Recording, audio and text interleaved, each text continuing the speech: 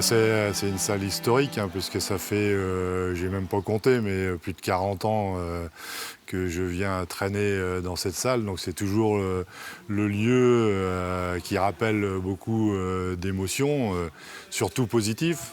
Bon, de temps en temps, il y a eu quelques moments plus négatifs, mais je crois qu'on retient surtout les grands moments qu'il y a eu dans cette salle.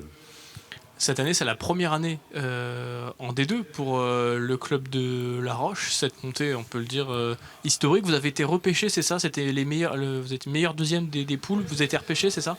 Voilà, c'est-à-dire qu'on était deuxième de notre poule et les premiers ne pouvaient pas monter. Donc c'est à nous qu'on a demandé de faire un dossier. Ce qu'on a fait puisqu'on était prêts. J'aurais préféré qu'on termine premier, ça aurait été plus simple. Mais bon, voilà, on ne refuse pas une montée quand elle se présente. C'était une grande marche puisqu'on intègre le niveau professionnel. C'est la première fois en Vendée qu'une équipe de handball atteint le niveau professionnel. Donc c'était un événement aussi pour tout le département. Qu'est-ce qui change entre le niveau justement semi-pro amateur et ce niveau professionnel? Il y a beaucoup de choses qui changent, hein. Il y a tout l'environnement de l'équipe Fagnon, de l'équipe de D2, en termes de communication, en termes d'organisation de match. Et puis il y a aussi le niveau de jeu qui change, hein.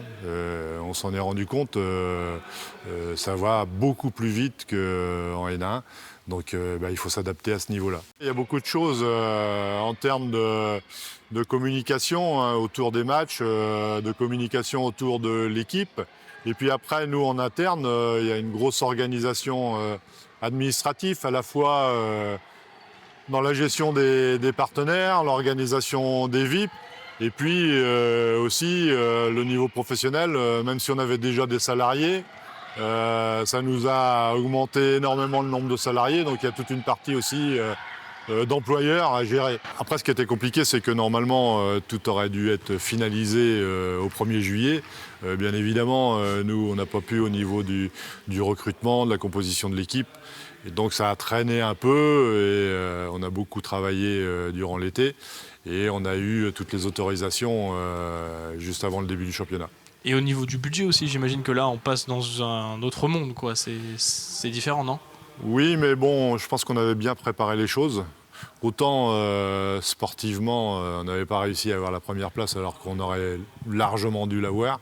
Autant sur tout l'à côté, on était prêts. Sur le budget, on avait beaucoup travaillé sur les partenaires.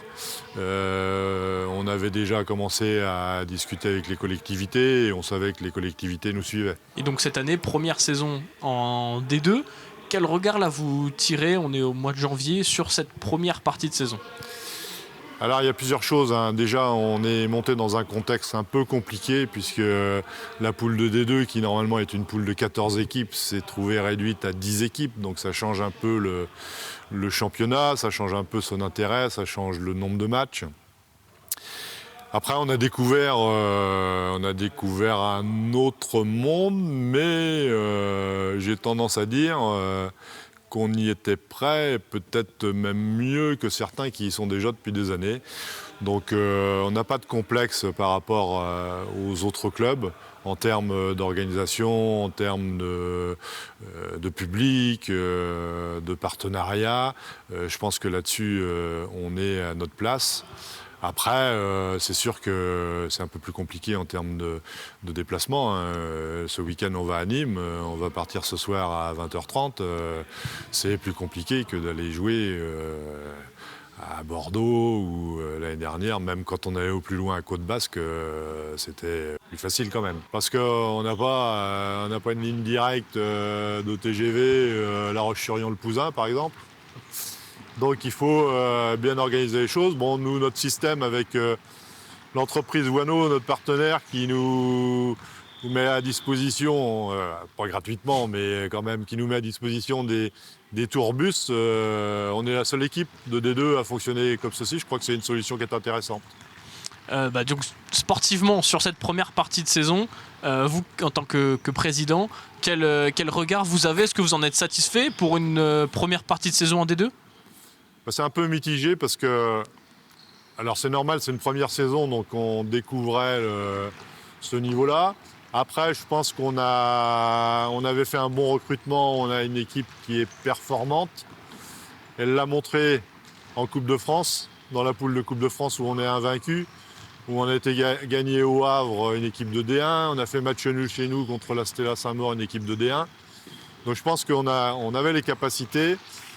On n'a pas trop montré sur le championnat. Bon, on n'est pas encore à mi-saison en championnat. Donc je pense j'espère surtout que cette deuxième partie de saison, on va être un peu plus performant et j'aimerais bien qu'on aille accrocher la 4e place. 4e place, parce que là vous êtes 7e.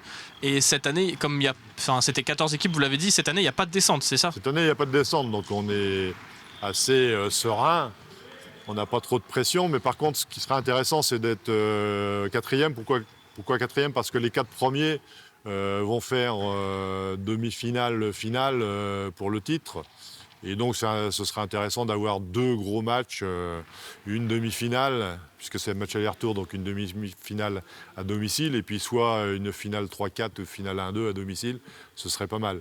Bon, après, si on est en dessous de la 4e place, on aura aussi une deuxième phase avec 4 matchs qui auront aussi de l'intérêt.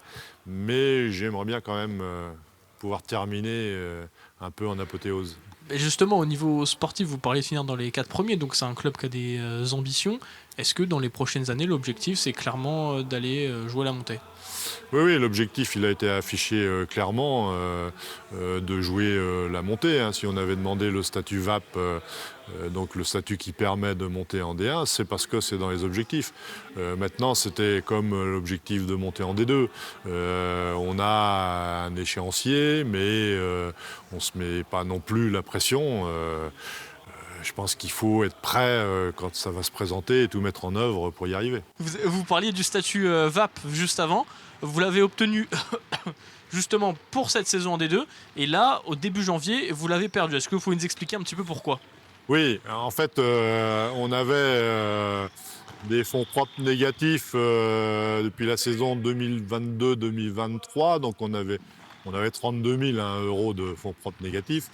Un plan d'appurement sur 2 ans que nous avait imposé la CNCG, qu'on avait commencé à réaliser, qu'on n'a pas réalisé complètement.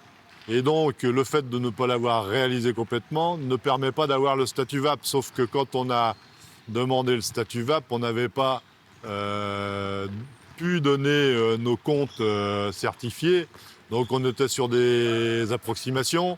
On est sur des sommes qui sont peu importantes, 2% du budget. Donc, bon, voilà, quand les chefs d'entreprise, ils sauront, tant qu'on n'a pas finalisé les comptes avec l'expert comptable, le commissaire aux comptes, il y a toujours des petites variations.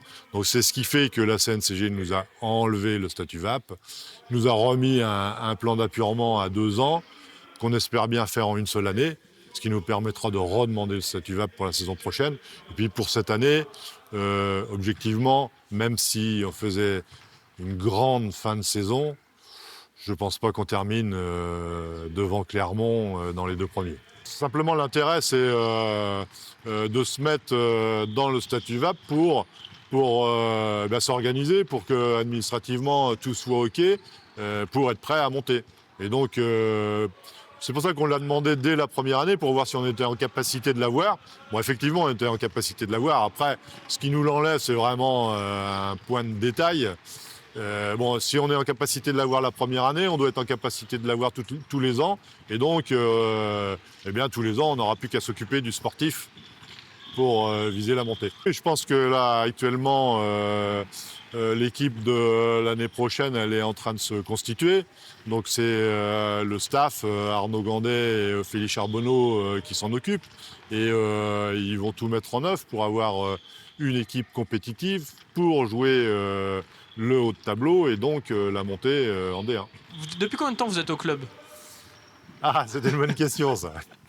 Et si on remonte vraiment très loin, pour parler juste rapidement de l'histoire du club, La Roche-sur-Yon Vendée Handball, c'est la fusion du HBC Lyonnais et de l'Étoile Sportive Ornésienne Handball.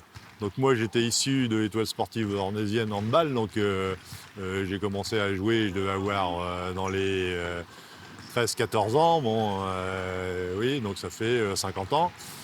Ensuite, au moment quand les deux clubs ont fusionné, moi j'ai arrêté de jouer assez vite. J'ai eu des responsabilités dans les années fin des années 80, début des années 90. J'étais secrétaire du club et puis j'ai pris la présidence en 92.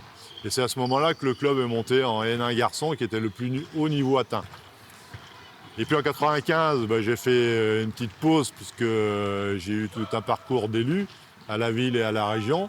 Et je suis revenu, j'ai jamais trop quitté le club de vue, mais je suis revenu dans le conseil d'administration, je pense en 2016, à l'époque où Frédéric Duval entamait son deuxième mandat de président. Et puis j'ai repris la présidence en 2020 quand il a arrêté. Et depuis 10 ans, que ce soit côté garçon, côté féminin, l'évolution des deux équipes, parce que les féminines, elles ont progressé. L'objectif principal du club, c'est les féminines aujourd'hui. Alors, les garçons ont eu toute une histoire, hein, donc de 95 jusqu'à, là j'ai plus les dates exactes, mais dans les années 2000, 2005, 2010, où ils ont eu une histoire en N1, et puis ça s'est un peu écroulé. Et en fait, les filles ont pris le relais. De la N3, elles sont montées en N2, N1, et maintenant D2. Et je pense qu'à partir du moment où on est en D2, sur niveau professionnel, surtout avec notre structure de club, on ne peut pas faire deux projets. Donc on lâche un peu le projet masculin en senior. On a toujours une équipe senior, hein, puisqu'on a besoin d'avoir des joueurs qui veulent jouer plus pour le plaisir et puis qui sont aussi des dirigeants.